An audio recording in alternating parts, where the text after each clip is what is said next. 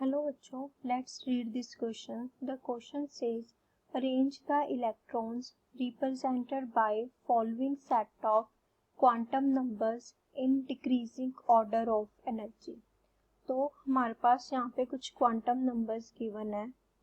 हमारा इस क्वेश्चन का जो की कंसेप्ट है वो आ जाएगा quantum numbers.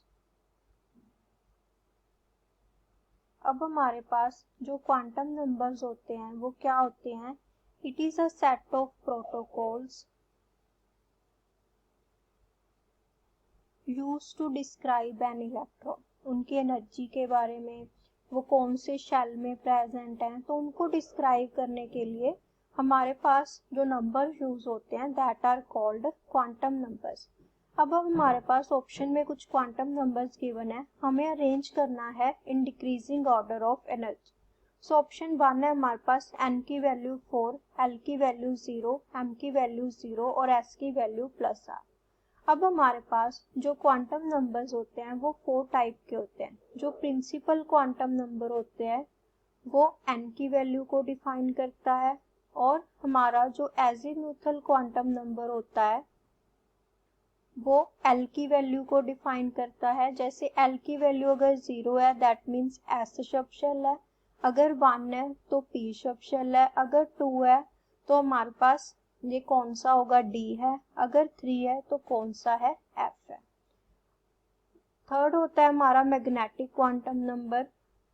It is represented as M. तो M हमारा किसे रिप्रेजेंट करता है? अब हमारे पास जैसे 2p ऑर्बिटल है तो m की वैल्यूज इसे डिफाइन करते हैं, इस पर्टिकुलर ऑर्बिटल्स को. फोर्थ होता है हमारा स्पिन क्वांटम नंबर. अब इलेक्ट्रॉन के पास 2 ही स्पिन्स होती है, या तो प्लस हाफ होती है या माइनस हाफ होती है. अब हमने देखना है कि जो हमारे इलेक्ट्रॉन्स है वो कौन से शेल में प्रेजेंट है. तो सबसे पहले हम ऑप्शन ए को चेक करते हैं. n की वैल्यू 4 और l की वैल्यू 0, इसी से हमें पता चल जाएगा. n की वैल्यू 4 है और l की वैल्यू 0 है. प्रिंसिपल क्वांटम नंबर हमारा क्या हो गया? 4, और l की वैल्यू 0 है, दैट मीन्स ये कौन से शेल में प्रेजेंट है? सब शेल में 4s में. और अब हमें यहाँ पे m की और s की जरूरत नहीं है, हमें पता चल गया कि 4s में प्रेजेंट है. नेक्स्ट हम देखते हैं सेकेंड ऑप्शन में. n की वैल्यू 3 है और l की वैल्यू 1 है. तो सेकेंड हमारे पास क्या है? n की वैल्यू 3 है और हमारे पास l की वैल्यू कितनी है? 1 है.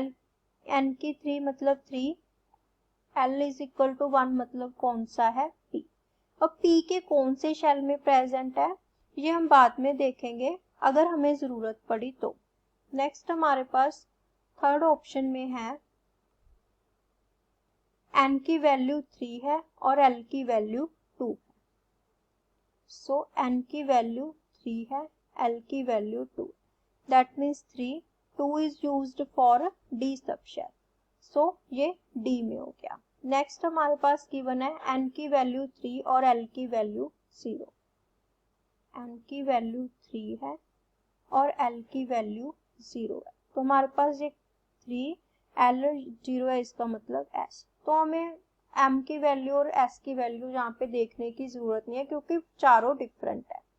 अब हमारे पास जो इलेक्ट्रॉनिक कॉन्फ़िगरेशन है वो कैसे होती है? 1s2, 2s2, 2p6 इस तरीके से होती है. मतलब जो लोएस्ट एनर्जी का वो पहले फिल होता है और जो हाईएस्ट एनर्जी का वो बाद में फिल होता है.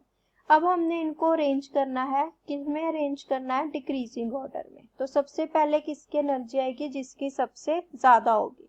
तो इनमें से जो सबसे ज्यादा है वो है हमारे पास 3d की. इलेक्ट्रॉनिक कॉन्फ़िगरेशन में अगर हम देखें, इसे कंप्लीट लिख लेते हैं हम. 1s2, 2s2, 2p6, it is 3s2, 3p6, 4s2, 3d10. तो यहाँ पे सबसे एंड में क्या है? 3d. इसका मतलब इसकी एनर्जी सबसे ज्यादा है. तो सबसे पहले है 3d की एनर्जी. उसके बाद हमारे पास क्या आता है? यहाँ से 4s. तो उसके बाद है 4s की एनर्जी. उसके बाद हमारा क्या आता है? 3p. तो उसके बाद 3p की एनर्जी. और उसके बाद हमारे पास क्या बचा?